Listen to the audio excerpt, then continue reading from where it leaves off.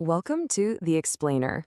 You ever drive past a huge empty field and just wonder, how does that become a bustling neighborhood? With homes, parks, streets, the whole shebang? Well, today, that's exactly what we're digging into. How California transforms an empty plot of land into a brand new community. And let me tell you, it's a process that is way more complex and, frankly, more fascinating than you might think. Right. So it's definitely not as simple as just putting up some houses. It's a journey, and it has a very specific rule book.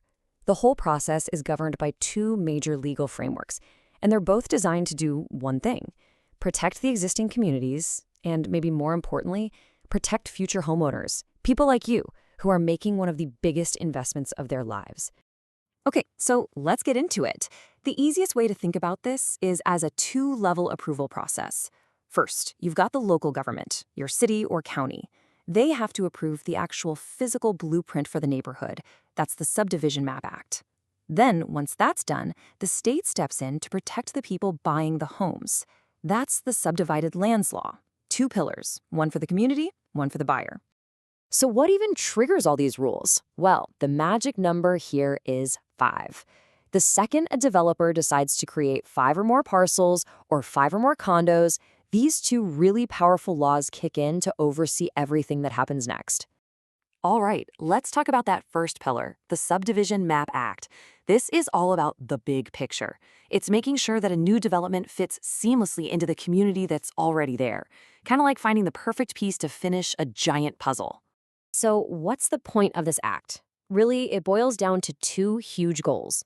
First, it makes sure the new neighborhood's design, we're talking streets, drainage, sewers, all lines up with the bigger community plan. And second, this one's critical. It makes sure the developer actually builds and finishes all the promised public stuff, so local taxpayers like you and me don't get stuck with the bill for a half-finished park or a road that leads to nowhere. A major concern for any community is just managing the environment. So let's take a very real-world California example, flood risk. This is exactly the kind of thing the MAP Act takes incredibly seriously. Because of that, the law requires developers to get a detailed flood hazard report. And this report has to define all the specific risks, using terms like inundation, which is basically a technical way of saying when water gets deep enough to cause some real damage, or just leave behind a huge, silty mess. And this just goes to show you the level of detail we're talking about. The risk isn't just identified, it's broken down by how often it might happen. This helps everyone, from the city planners to the developer, get ready for anything, whether it's a pretty common event or something totally unpredictable, like a levee breaking. And it goes way beyond just flood control. The MAP Act covers everything you need for a neighborhood that actually works. We're talking stable ground for your house, safe drinking water, reliable utilities, and even making sure there's land set aside for streets, for parks, and maybe even for schools. It's the basic logic that stops someone from building a beautiful new house on, say, shaky ground or miles away from essential services. Okay, so once that physical blueprint gets the thumbs up, we shift gears to the second pillar, the Subdivided Lands Law. This one is different. The focus moves from the community as a whole directly to the consumer. Yep, this law is all about protecting you, the potential homebuyer. And the absolute centerpiece of this law is something called the public report. The best way to think of it is as a mandatory, state-issued fact sheet. Before a developer can sell a single home, they have to give you this report. It discloses all the important details so you know exactly what you are getting into. No surprises. Now, getting this report isn't just a one-and-done thing. It's a whole process. The developer starts by filing a notice of intention. They might get a preliminary report, which lets them start taking refundable reservations, but the final official public report is an absolute must before any non-refundable money can change hands. And you, the buyer, you actually have to sign a receipt to prove you got it. But what's really fascinating here is that the developer's job isn't over once that report is issued. Not at all. They are legally required to tell the state about any material changes.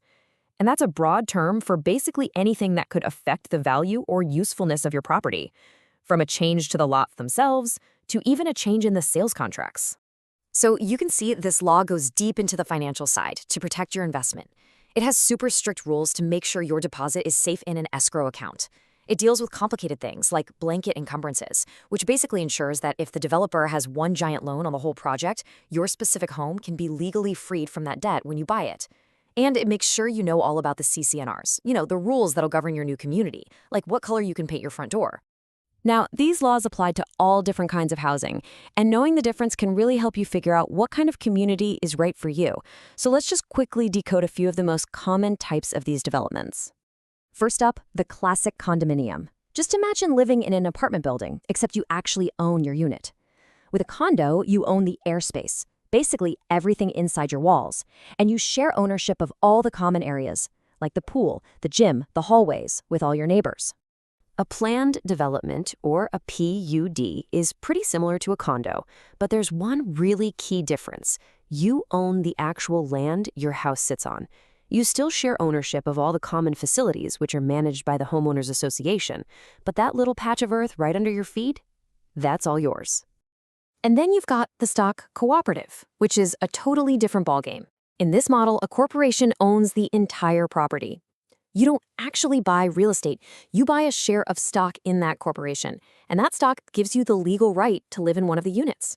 Okay, so after all of those steps, all these definitions, all the disclosures, you might be sitting there thinking, why? Why all this paperwork? Why all this red tape? What's the point of it all? Well, it really all comes down to one word: balance. These regulations are the framework for creating communities that are safe and sustainable. They're designed to balance a developer's very real business goals with the public good, and to safeguard the financial and physical well-being of the people who will eventually call that place home. This whole regulated process is what creates the neighborhoods we all live in. But it also brings up a much bigger question, doesn't it? Do these regulations, while they're protecting us as consumers, also inadvertently drive up the cost of housing and add to California's affordability crisis? You have to wonder, have we struck the right balance between protection and progress? Thanks for watching this explainer.